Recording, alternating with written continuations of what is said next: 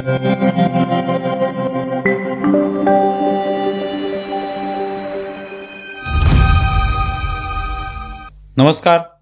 News डंकामध्ये मी महेश विचारे आपल्या सगळ्यांचं मनपूर्वक स्वागत करतो. मित्रांनो, काँग्रेसचे खासदार राहुल गांधी हे सध्या बिहारमध्ये आहेत आणि बिहारमध्ये वोट अधिकार यात्रेच्या निमित्ताने ते वेगवेगळ्या ठिकाणी फिरताना आपल्याला पाहायला मिळतात. तिकडच्या लोकांना तिथे बोलवतात, त्यांच्याशी संवाद साधतात आणि प्रमुख जो त्यांचा आरोप आहे की सगळीकडे कशी वोट चोरी चाललेली आहे.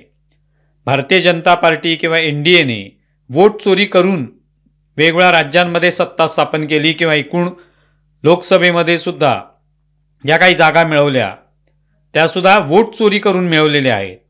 हा राहुल गांधींचा आरोप आहे आणि हा एक नवा आरोप त्यांनी मध्यंतरी केला. जवळपास 7-8 दिवसापूर्वी त्यांनी पत्रकार परिषद घेऊन जे काही त्या ठिकाणी गणित मांडलं, कशा पद्धतीने वोट चोरी झाली, तर ते सांगितल्यानंतर आता या वोट अधिकार यात्रेच्या माध्यमातून ते रोजच्या रोज वोट चोरीचा आरोप भारतीय जनता पार्टी आणि NDAवर करतायत हे आपण पाहतोय. ज्यावेळेला ही वोट अधिकार यात्रा सुरू झाली त्यावेळेला नेमकी एक पत्रकार परिषद झाली होती निवडणूक आयोगाची. ज्ञानेश कुमार हे जे मुख्य निवडणूक आयुक्त आहेत त्यांनी पत्रकार परिषद घेतली कारण त्याच्या आधीच राहुल गांधींनी वोट चोरीचा सगळा मामला जो आहे तो आपल्या एका PPT जे त्यांचं सादरीकरण होतं त्या माध्यमातून त्यांनी सादर केला होता की बघा कशी वोट चोरी देशभरात झालेली आहे आणि ते त्यांनी मांडण्याचा प्रयत्न केला. त्याला उत्तर म्हणून ज्ञानेश कुमारांनी ही पत्रकार परिषद घेतली आणि त्यांनी निवडणूक आयोगाची बाजू मांडली. जे काय राहुल गांधींनी आरोप केले होते त्यांचं खंडन केलं आणि त्यानंतर मग 7 दिवस आता लोटलेले आहेत. आता 8वा दिवस आहे जेव्हा आम्ही हा व्हिडिओ बनवतोय तेव्हा. त्यावेळेला तुम्हाला आठवत असेल ज्ञानेश कुमारांनी एक आव्हान राहुल गांधींना दिलं होतं की तुम्ही हे जे काही आरोप केलेले आहेत त्या संदर्भातले पुरावे तुम्ही सादर करा आणि पुरावे सादर करायचेच नाहीयेत तर त्याशिवाय एक प्रतिज्ञापत्र पण सादर करा ज्याच्यामध्ये सगळे तुम्ही आरोप कराल आणि ते आमच्याकडे सादर केलं की मग आम्ही त्या संदर्भात विचार करू. आता त्यावर नंतर राहुल गांधी बोलायला लागले किंवा एकूणच या सगळ्या वोट चोरीचे समर्थक जे आहेत, या आरोपांचे समर्थक, ते सगळे बोलायला लागले की प्रतिज्ञापत्र कशाला सादर करायचे, आम्ही तर पत्रकार परिषद घेऊन आरोप केलेलेच आहेत, आता आणखी प्रतिज्ञापत्र कशाला सादर करायचं, असं म्हणत त्याची टिंगल उडवली गेली ज्ञानेश कुमार यांच्या आव्हानाची. प्रत्यक्षात तसा कायदा आहेच, प्रतिज्ञापत्र सादर करावंच लागतं, तर ते काही राहुल गांधींनी सादर केलेलं नाही. ज्ञानेश कुमारांनी 7 दिवसांचं त्यांना अल्टिमेटम दिला होता, 7 दिवसाची मुदत दिली होती. तेवढ्या दिवसात तुम्ही प्रतिज्ञापत्र सादर करा जे काही तुमचे आरोप आहेत त्याविषयी. पण ते काय अजून प्रतिज्ञापत्र राहुल गांधींनी सादर केलेले नाही. बहुतेक ते विसरले आहेत किंवा राहुल गांधींना ते प्रतिज्ञापत्र सादर करायचंच नाहीये. आणि ते स्वाभाविकच होतं की ते राहुल गांधी हे अशा पद्धतीने कुठेही कायद्याच्या कचाट्यात सापडणार नाहीत याची ते काळजी घेतात. आरोप करतात आणि मग त्यांचा दावा असतो की निवडणूक आयोगानेच आमच्यावर केस टाकावी, निवडणूक आयोगानेच कोर्टात जावं आम्ही आरोप केलेत तर, असा त्यांचा दावा असतो. म्हणजे एका बाजूला राहुल गांधी निवडणूक आयोगाला, भारतीय जनता पार्टीला, त्यातल्या नेत्यांना चोर म्हणतातच, वोट चोरी केल्याचं सांगतात, पण चोरीचा आरोप करताना त्यांच्यावर केस टाकायला मात्र जात नाहीत, त्यांच्या विरोधात कोर्टात जात नाहीत किंवा कोणताही जो काही अधिकृत जी यंत्रणा असेल जिथे दाद मागता येईल तिथे ते जात नाहीत. ते जायचं कोणी, तर ज्यांना चोर म्हणतोय आपण त्यांनीच जायचं. हा एक नवीन त्यांनी नियम घालून दिलेला आहे. आरोप करायचे आणि बसून राहायचं आरोपांवर, पण त्या विरोधामध्ये ना पोलिसात जायचं ना कोर्टात जायचं, कुठेही जायचं नाही. ते जायचं कोणी, तर ज्यांना चोर म्हणतोय त्यांनीच जायचं. तर हा एक नवीन त्यांनी प्रकार जो आहे तो सुरू केलाय आणि त्यामुळे आता हे 7 दिवस लोटले तरी राहुल गांधी काही जाण्याचं लक्षण दिसत नाही. ना प्रतिज्ञापत्र ते सादर करत आहेत, ना कोर्टात जात आहेत, ना पोलीस ठाण्यात जाऊन एवढी जर चोरी झाली आहे तर त्याचा काहीतरी FIR नोंदवावा, तक्रार करावी, असं काही अजूनपर्यंत झालेलं नाही.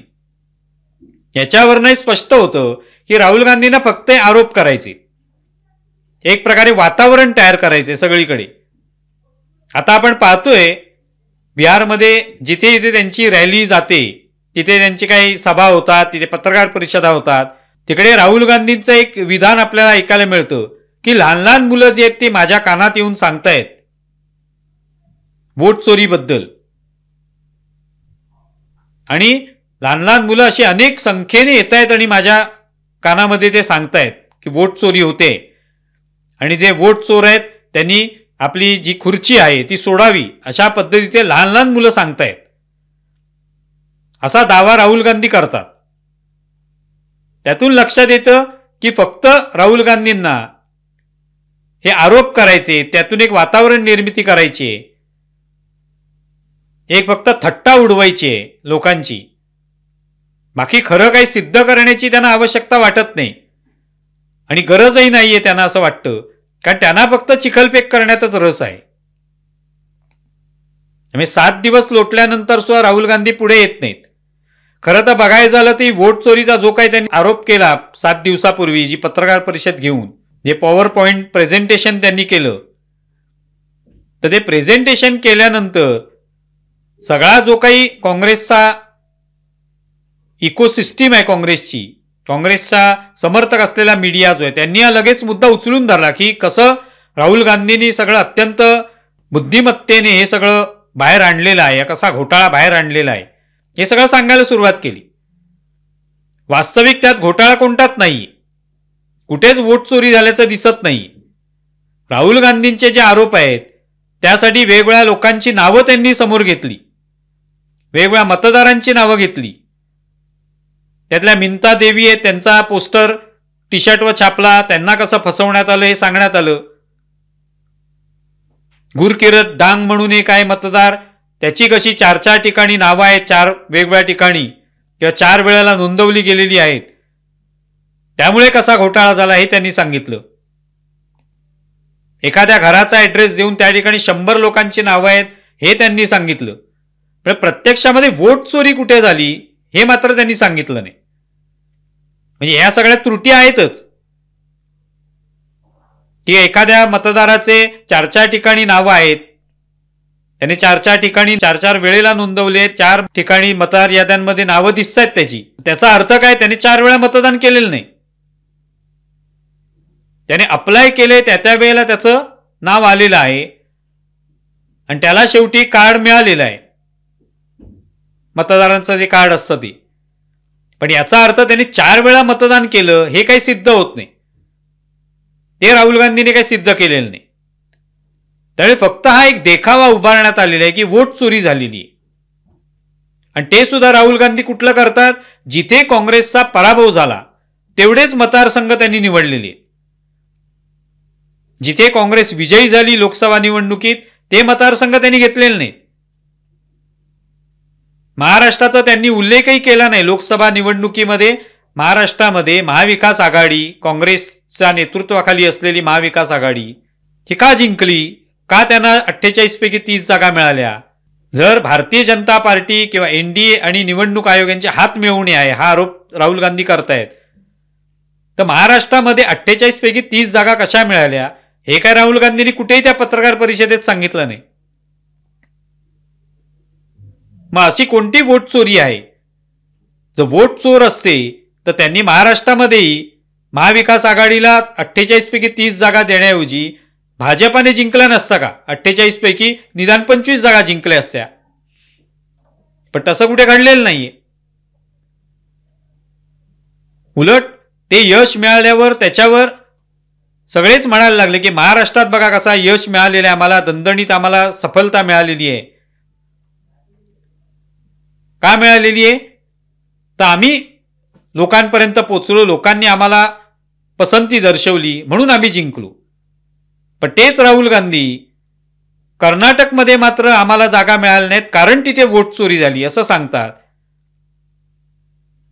तेव्हा त्या ठिकाणी लक्षात येतं की हा सगळा घोळ जो आहे तो राहुल गांधी घालण्याचा प्रयत्न करतायत की जिथे पराभूत झाले त्या ठिकाणी वोट चोरी झाली, जिथे आम्ही जिंकलो तिथे मात्र आम्ही आमच्या कर्तृत्वावर जिंकलेलो आहोत. मग तिथे का नाही निवडणूक आयोगाने घोळ घातला, तिथे का निवडणूक आयोगाने मतचोरी केली नाही, तेही सांगितलं पाहिजे.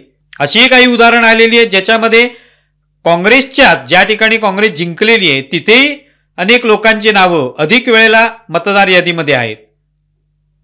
तिथे काँग्रेसचे आमदार जिंकलेले आहेत. मग तिथे काय आहे नेमकी, तिथे चोरी कोणी केलेली आहे हेही सांगायला पाहिजे. पण सध्या ही जी काही इकोसिस्टीम आहे काँग्रेसची, ही सातत्याने दाखवते, प्रयत्न करते वेगवेगळ्या माध्यमातून की नाही राहुल गांधी बोलतायत तेच खरं आहे आणि ती वोट चोरी झालेली आहे. अगदी ते सेफॉलॉजिस्ट संजय कुमार यांचं सुद्धा बिंग फुटलं. त्यांनी स्वतःच ते मान्य केलं की आपण चुकीची आकडेवारी दिली. त्याच्या विरुद्ध न्यायालयामध्ये दाद मागण्यात आली तेव्हा FIR नोंदवू नका असं न्यायालयाने सांगितलेलं आहे, कारण त्यांनी माफी मागितलेली आहे म्हणून. मग त्याच संजय कुमारांनी दावा केला होता वोट चोरी झाल्याचा, तेच आता माफी मागतायत. मग कोर्टात प्रकरण गेलं, त्यांनी त्याआधी माफी मागितली कारण त्यांना कळलं की हे कोर्टात प्रकरण गेलं तर आपल्याला महागात पडेल, त्याआधीच त्यांनी माफी मागितली. राहुल गांधी मात्र माफी मागत नाहीत, कारण त्यांनाही चिखलफेक करायची सवयच आहे. आज एका विषयावर चिखलफेक करायची, उद्या दुसऱ्या विषयावर चिखलफेक करायची. सिद्ध काही करण्याची आवश्यकताच नाहीये. तेव्हा आज या सगळ्या घटनेला 7 दिवस उलटू नये आणि निवडणूक आयोगाने आव्हान दिलं होतं की करा 7 दिवसामध्ये तुम्ही आमच्या विरुद्ध काय जे काही करायचे ते न्यायालयामध्ये जा, प्रतिज्ञापत्र सादर करा, आम्ही कशी वोट चोरी केली आहे दाखवून द्या. तर ते आव्हान काय राहुल गांधींनी अजून स्वीकारलेलं नाही. यावरनं लक्षात येतं की फक्त हा एक फुगा फुगवायचा होता वोट चोरीचा, त्या माध्यमातून बिहार निवडणुकीत. कारण हे झाल्यावर ही जी काही पत्रकार परिषद राहुल गांधी यांनी घेतली 7 दिवसापूर्वी, त्यानंतर लगेच त्यांची बिहारमधली वोट अधिकार यात्रा सुरू झाली. याचा अर्थच हा होता की हे आरोप करायचे आणि त्याचा धागा पकडून तिकडे रॅली काढायच्या आणि लोकांना सांगायचं की बघा वोट चोरी झाली, मी सगळं सिद्ध करून दाखवलेलं आहे पत्रकार परिषदेत, आणि आता माझ्या विरुद्ध कोणी कोर्टात पण जात नाही, निवडणूक आयोगाची हिंमत पण नाहीये. पण हिंमत खरी राहुल गांधी किंवा काँग्रेसने दाखवली पाहिजे. जर निवडणूक आयोगाने मत चोरी केलेली आहे, वोट चोरी करून हे सगळं सत्ता जी आहे ती मिळाली आहे भाजपाला, तर कोर्टात जावं. पण ते जाणार नाहीत हे एकूण या ठिकाणी स्पष्ट होतं. तुम्हाला या संदर्भात काय वाटतंय जरूर कळवा. आमचा व्हिडिओ जास्तीत जास्त लाईक करा, शेअर करा आणि आमचे YouTube चॅनल सबस्क्राईब करा. धन्यवाद.